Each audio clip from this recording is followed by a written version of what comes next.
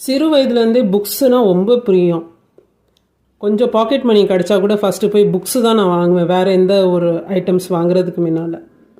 எப்பயாவது லைப்ரரி இல்லைனா book sales, whenever I am surrounded by books, it gives me a different kind of joy.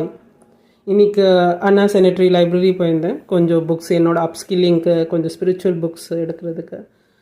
So if you நீங்கள் Charlie கர்க்கோட videos நீங்கள் பார்த்துருந்தீங்கன்னா உங்களுக்கு தெரியும், அதில் எந்த சப்ஜெக்ட் எடுத்தாலும் அவர் அவ்வளோ சூப்பராக, என்னென்னா இவருக்கு எப்படி இந்த சப்ஜெக்டில் இவ்வளோ நாலேஜ் இருக்குது அப்படின்னு நம்ம ஆச்சரியப்படத்தக்கதாக அவர் பேசுவார்.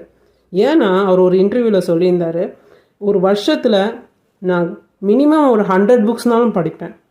ஸோ அதுலேயே நீங்கள் கண்டுபிடிக்கலாம் புக்ஸு படிக்கிறதுனால அவங்களுக்கு எவ்வளோ ஒரு நாலேஜ் கெயின் பண்ணாருன்னு. நீதிமொழிகள் 3:13 என்ன எழுதியிருக்குன்னா, ஞானத்தை சம்பாதிக்கிறவன், ஞானத்தை யார் கண்டடைகிறானோ அவன் பாக்கியவான். Blessed are those who find wisdom, those who find understanding, for she is more profitable than silver and yields better return than gold. But among all the books, the most important one is the Bible. It has the power to completely transform your life. அது Bible கிட்ட உங்கள்கிட்ட வாழ்க்கையே தலைகீழாக மாற்ற முடியும், நல்ல விதத்தில், இன் அ beautiful way.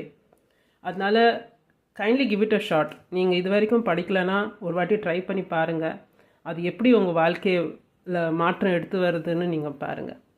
So god bless you, have a nice day, read Bible, read more books and gain wisdom, and God will bless you abundantly in all your works.